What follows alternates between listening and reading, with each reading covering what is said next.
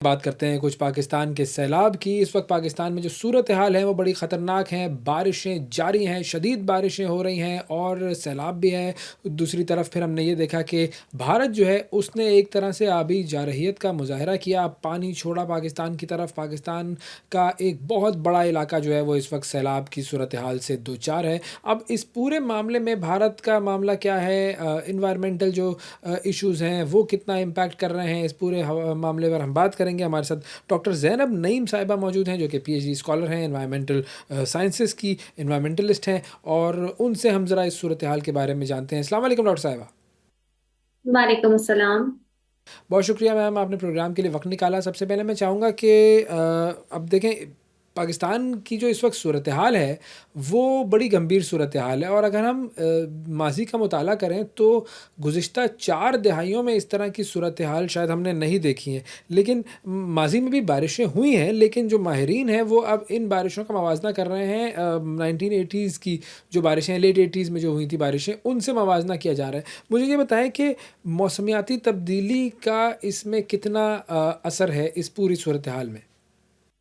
देखिए, मुझे हैरत इस बात पे कि हम इसको 1988 के सैलाब से कंपेयर भी कैसे कर सकते हैं। 1988 में बिल्कुल बारिशें हुई थी, मामूल से ज्यादा बारिशें थी, लेकिन उस वक्त दरियाई सैलाब आया था जब भारत ने पानी छोड़ा था। अभी जो है, अभी तो हमारा मानसून का स्पेल ही जून में पहले आ गया, जब वक्त से पहले आ गया। उससे पहले गर्मी इतनी पड़ रही थी, साथ नमी शामिल थी बीच में। तो उसके साथ साथ जो है क्लाउड बस्ट जैसे मामलात जो है वो कॉमन हो गए। ये हमने 1988 में नहीं देखा था। फिर हमने देखा कि हमारा अर्बन फ्लडिंग का मामला बढ़ रहा है, और मुसलसल बारिशें इतनी शदीद हो रही हैं कि ऊपर से ग्लेशियाई झीलें साथ साथ पिघल रही हैं, साथ साथ लैंडस्लाइडिंग हो रही है। तो ये बिल्कुल कंपैरिजन गलत है। ये क्लाइमेट चेंज है। 1988 के बाद हमने 2010-11 में भी सैलाब देखे, 2022 के भी देखे। 2022 के बाद मुसलसल हम लोकल सैलाब देख रहे हैं। ये बहुत बड़े लेवल पे है, क्योंकि इस दफा अर्बन फ्लडिंग भी है, इस दफा दरियाई सैलाब भी है, और इस दफा क्लाउड बर्स्ट भी है। तो ये फ्लड सुनामी है। ये इसका कंपैरिजन किसी पिछले आने वाले सैलाब से नहीं किया जा सकता। ये क्लाइमेट चेंज है, ये ब्रेक डाउन है।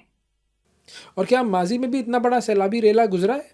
देखिए, हमें ये देखने की जरूरत है कि माजी में 1988 की ही अगर हम बात कर लें, या चले 10-11 की बात कर लें, तो भी इस लेवल का इंफ्रास्ट्रक्चर और कंस्ट्रक्शन इतनी ज्यादा नहीं थी। हमने ना अपने दरियाओं की गुजरगाहों पे इतना इंफ्रास्ट्रक्चर तामीर कर दिया है, इतनी हाउसिंग सोसाइटीज बना दी हैं कि हमें लगता था दरिया सूख रहे हैं, ये कभी भर नहीं सकते। लेकिन अब हमने देख लिया कि वो अपने पुराने रास्ते पर वापस आए हैं, क्योंकि वो भर सकते हैं अगर हमारे हमसाय ममालिक में भी क्लाउड बस्ट और सैलाबी सूरत हाल बनती है। ना भी बने तो भी वो आबी जारियत करते हैं। तो हमारी ये मिस प्लानिंग थी कि हमने वहां सोसाइटीज बनाई और हमने उसकी गुजरगाह को बिल्कुल तंग कर दिया।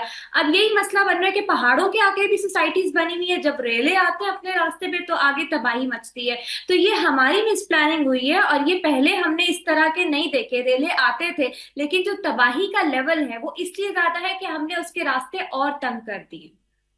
तो हम ये कह सकते हैं कि जो पानी है वो अपने ही रास्ते से गुजर रहा है और ये अनप्रेसिडेंटेड नहीं है। ये बिल्कुल हमें पता था कि यहाँ पानी के रेले आते हैं, ये अपनी गुजरगाह से ही जा रहे हैं। उसने कोई नई गुजरगाह नहीं बनाई। हाँ, लेकिन जहाँ पे क्लाउड बर्स्ट हो रहा है वहां पे पानी बहुत ज्यादा आ रहा है। जहाँ पे जो है वो दरिया के ऊपर बिल्कुल कंस्ट्रक्शन हुई हुई है, या पहाड़ों से आने वाली नदियों के ऊपर कंस्ट्रक्शन हुई हुई है, वहां पे लोग परेशान हो रहे हैं कि ये कहाँ से रेले आ गए। वो हमारे मुल्क में सैलाबी जो रेले जो पहाड़ों से भी आते हैं, हिल टॉरेंट्स, हमें मालूम है कि 14 बड़े हिल टॉरेंट्स हैं, उसमें 10 बिलियन क्यूबिक मीटर पानी जो है वो हर साल समंदर में जाता है इन पहाड़ों से। तो ये कोई नई बात नहीं है। हमें परेशानी इसलिए हो रही है कि बीच में सैलाब इन जगहों से क्लाउड बस्ट जैसे मामला हमने कभी देखे नहीं थे, इतना मामूल जो बन गए हैं। अब क्योंकि साथ साथ क्लाउड बस्ट भी हो रहा है, तो इस वजह से ये हमें लग रहा है कोई नई चीज है, पर ये नई चीज नहीं है। ये उसका रास्ता है, हम रास्ते में खड़े में, पानी अपना रास्ता ले रहा है। लेकिन जो महकमा मौसमियात का जो बयान था उसके मुताबिक फिर क्या क्लाउड बर्स्ट नहीं था? बारिशें शुरू हुई तो क्लाउड बर्स्ट, देखिए बुनेर में क्लाउड बर्स्ट था, बाकी जगहों पे शदीद बारिशें हुई। आपके गिलगित में जो है वो क्लाउड बर्स्ट हुआ, बाबूसर साइड पे।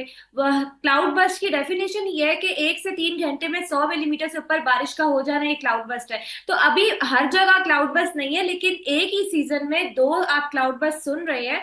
तो ये एक डिजास्टर की बात है कि इतना ज्यादा क्लाउड बर्स्ट पहले हम देखते नहीं थे। पहले 2001 में आया, 2000 पिंडी डूबा, 2021 में इस्लामाबाद के कुछ सेक्टर्स डूबे। अब हमने एक ही सीजन में दो दो क्लाउड बर्स्ट सुन लिए। फिर अर्बन फ्लडिंग इसलिए हो रही है कि बारिशें शदीद हो रही हैं और हमारा ड्रेनेज जो है, जैसे कि कराची शहर, वो ड्रेनेज आउटडेटेड है, वो हमने उसको कभी मेंटेन किया ही नहीं, वो क्लॉग्ड है क्योंकि हम कचरा सारा फेंकते हैं, मैनेज नहीं होता। तो उसकी अपग्रेडेशन की जरूरत है। ये मामला आता है, ये क्लाइमेट चेंज भी है और ये हमारी मिस प्लानिंग भी है।